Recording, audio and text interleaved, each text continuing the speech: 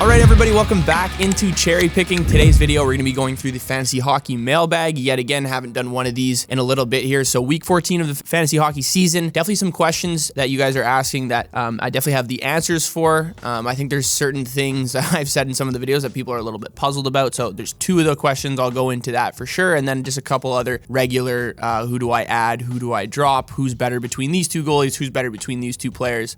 So 5 or 6 questions to get through. I'll do my best job at looking at the questions in this video again to do another video like this, so be sure to drop your comments as well and be sure to like and subscribe. Let's get into today's video. All right, so the first question we have here is, should I keep Trevor Zegras or drop him for Nyquist? So this is coming from the must-add video from week 14. I was telling people to add Gustav Nyquist because he's been playing fantastic, but let's talk about Trevor Zegras first here. So Zegras has been hurt like a good chunk of the season in different spurts. He just came back at the end of December from about a 20-game absence from a lower body injury. Throughout October and November, the guy was pretty much useless. I think he scored his first goal like early November or something like that. So he really wasn't doing anything, especially when the Ducks were winning. It definitely certainly wasn't coming from him. But looking at him since he's come back from injury, certainly started to get back on track here. Since December 23rd, he has 5 points in 7 games. Interesting tidbit in that fact, though, he's back on the first power play since coming back. The Ducks have not scored a power play goal since Trevor Zegras has come back from injury since December 23rd. He is playing on the first line right now with Troy Terry and Adam Henrique, obviously switching things up there every now and then, figuring out what center is best to put between these two guys. They've been all right, but you have Troy Terry, who has 23 points and is a -5, and then Adam Henrique, 20 points and a -2. The line has an expected goals for percentage of 52%, so pretty solid numbers there. But Gustav Nyquist is the better option right now in fantasy hockey, and here's the reason why. Since the start of December, Nyquist has 7 goals and 9 assists, so 16 points over that stretch, and over that stretch of 18 games, he has a point in 12 of those 18 games. So he's only not had a point in 6 of those games, which is really consistent. That's exactly what you want when looking at guys to pick up in terms of fantasy hockey. The fact that this guy is still around 30% rostered is just insane in my mind. He's currently on an 8-game point streak. This is his second one of the season as well. He had a 9-game point streak throughout the month of November. And I think the biggest part here is who he's playing with on this first line with Philip Forsberg, who's having a fantastic year and could see a career high in points. He has 45 points this year and is a +7. And Ryan O'Reilly is centering that line with 35 points and is a +4. The line has an expected goals for percentage of 53%. So Nyquist is the better option playing in Nashville. Nashville will win more games and be more competitive and end up scoring more goals. They're top 7 in the NHL in expected goals for the season as well. That's obviously a huge factor to be looking at. And then Nyquist is also just playing with much better players, much, more senior veteran players as well, compared to Trevor Zegras, who's playing with Troy Terry, Adam Henrique, and then filling in the blanks here when guys get injured, or they're doing the rotating cast of different prospects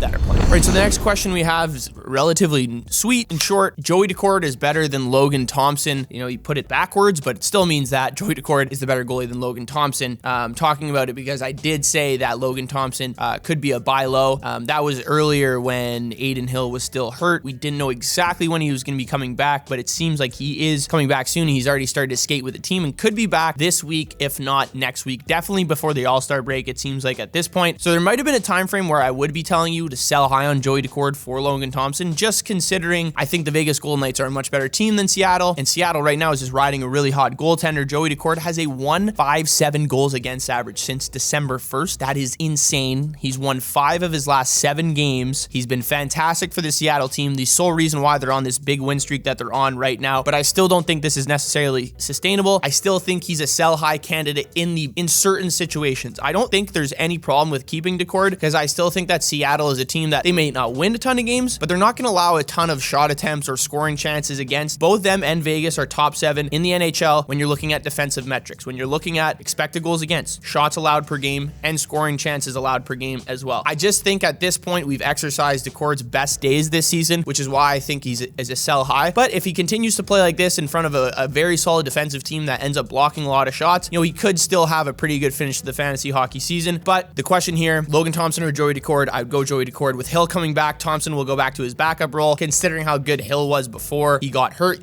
Still a Vezina candidate, I would think at this point. Losing some time because of injury obviously hurts him, but still definitely in that conversation at this point. But Joey Daccord, you can keep him if you want. If there's a really good sell high opportunity that comes across your desk, I would take that. But other than that, I would keep him on your team. Logan Thompson at this point, not really fantasy hockey relevant. This is a very interesting question we have here because the guy just broke down a trade pretty much like very robotically of how this went down. He goes, hello, my league manager just approved this trade. Charlie, sending out names here, gave number 21 forward Travis Konechny, or number 21 ranked forward Travis Konechny to Theo for the number 15th ranked goalie Jeremy Swayman. I want Alex to give number 20 forward Jack Hughes or number 23 ranked Micah Zibanejad to me for number 10 ranked goalie Connor Ingram. My question is who you choose given the Hughes injury. Thank you. So this honestly just seems like a math problem you get on like an exam when you're in like high school, considering how this is kind of laid out. Very interesting. Regardless, appreciate the breakdown, but I would be giving up Zibanejad in this spot. Hughes is week to week. Lindy Ruff just said we're talking weeks, not months. So I'd say probably 2 weeks, like maybe just before the All-Star break or if anything after the All-Star break. But Jack Hughes will still be proven to be the better fantasy hockey player when it comes to your playoffs, which is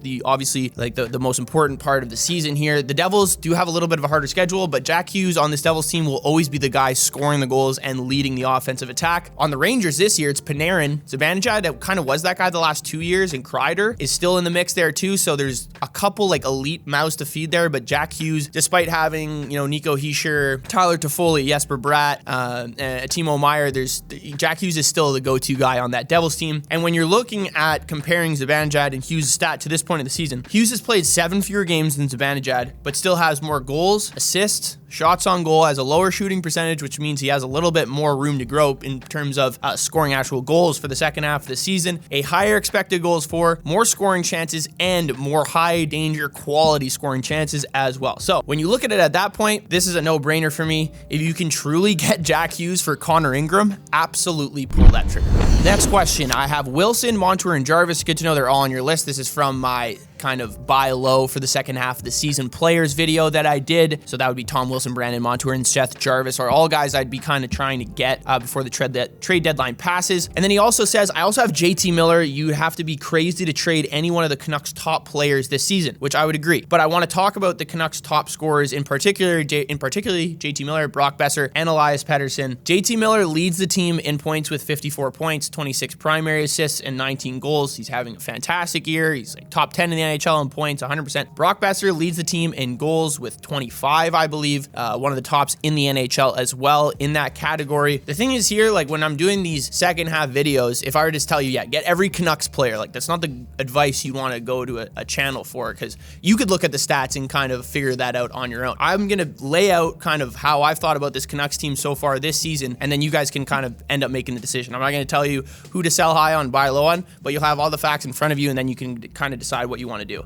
So Miller and Besser have pretty much stayed on the same line throughout the year, with the left winger pretty much rotating. I think they've played with almost every single left winger that has been on this Canucks team to this point. But right now it's Elias Pettersson who they're playing with. So really just a juggernaut of a line. That line has an expected goals for percentage of 55.6% and expected goals for per 60 about 3.27. So very good numbers there, 100% across the board. But the one thing, all of them have shooting percentages above 17%, with Pettersson at 17% and then both Miller and Brock Besser at 22%. Now, I'm not as concerned for Miller and Pettersson because a lot of their points do come from assists, but for Besser, he is the goal scorer out of these three players, and his shooting percentage is still at 22%, which is very high. Looking at last season, there are only 4 players in the NHL who played more than 1,300 minutes that has shooting percentages higher than 20%. That was Andrei Kuzmenko at 27%, ended up with, I think, 74 points and 39 goals. He's having a tough year right now, was healthy scratched in their game against St. Louis, is playing like 12 to 13 minutes right now. I don't really know what's going on between him and Rick Tocchet. Braden Point at 21%, had a career high in goals. Fantastic season. Seeing a little bit of regression so far this season. And then Draisaitl at 21% and Scheifele at 20.4%. Now, sure, Brock could be one of these 4 guys this season because it tends to happen. There's usually like 3 or 4 guys that are in really high upper echelon of shooting percentages, but it usually tends to be their career high, and then they'll fall back down to the mean of about 14 or 13%. Or I know Austin Matthews is generally around 17 or 18% for a season as well. So that's a good kind of gauge to know where the best players are looking at. But considering it happens so few times per season, I'm not totally sold on the fact that his production will be the same in the first half of the season as it was in the second half of the season. On top of that fact as well, I think the Vancouver Canucks as a whole, as an offensive unit, will see some regression. I think it'll kind of trickle down from the top forwards all the way down to guys like Dakota Joshua, who's having an insane year as well in term for like his kind of matters as well. Like obviously he's not matching Brock Besser goals and points, but he's also having a pretty solid season right now. So They have a team shooting percentage of 14, 2% higher than any other team in the NHL right now. But the biggest thing here that's a cause for concern for me, they have the 6th fewest shots on goal this season. And with a 14% shooting percentage, that's why they're winning games. They're scoring at a very efficient rate, which isn't always sustainable in the NHL. You know, I totally believe in puck luck. It's obviously hard to find when that's going to come and go. But right now, the Canucks are certainly benefiting from that. They also are 15th in total scoring chances. So if you think a team that's scoring so many goals with such a high shooting percentage, you think their scoring chances would be top 7 in the league, top 5, but they're right in the middle of the pack, right in line with like Minnesota, a team who's really been the complete opposite. Hasn't been able to score, or weren't able to score at the beginning of the year, starting to find their footing now. But that's kind of what's going on with the Vancouver Canucks and their top players. So I think the biggest cause for concern if you have any of these players is Besser, Miller, and Pettersson. You know, maybe I was a little quick to jump the gun on saying sell high on Miller. I didn't technically say that. I just said that about Joel Eriksson, how he could be a potential trade candidate for that if you're packaging with someone else. But that's kind of how I see the Vancouver Canucks season going. I think we'll see a little bit of offensive regression coming from that top line as well. All right, and the last question we're going to be addressing, would you guys give up Crosby for Eriksson? Crosby ranked 24th in his league. Eriksson is ranked 30th, but the wrinkle here, we get 3 keepers, and Ek was added off waivers this year, so he would be a 16th round keeper for me next year. So that is a very interesting wrinkle for this one, considering that's a massive value, to be honest. Considering Crosby's on pace for 90 plus points, if there were no keepers, I'd probably just solely go with Crosby. But with that fact in there, like keeping Eriksson for next year, I think will be huge. And I still think Eriksson is a guy that you can get that will have a really good second half of the season at this point, because Eriksson's on pace for 60 points right now, but I think his stats kind of indicate otherwise in terms of the analytics. But looking at these two players, comparing these two players, Crosby certainly has the edge right now in goals, assists, and faceoffs, but that's pretty much it. Ek has the edge in shots on goal. His shooting percentage is lower, which I think gives him more room to grow in the second half of the season as Minnesota gets going here offensively. He has a higher expected goals for. He has the edge in high danger scoring chances, penalty minutes, hits, block shots, and even ice time. They've played the same amount of games, and Eriksson has like 40 or 50 more minutes on the ice than Sidney Crosby does. Eriksson plays in like every single possible scenario in terms of first line, first power play, first penalty kill. So playing in a ton of minutes for this Minnesota Wild team. Probably one of the most out of all centers in the NHL as well. So how I figured this out too, is a really good tool over a Natural Stat Trick if you're looking to compare players. They have a player comparison tool that just sets these two up side by side. So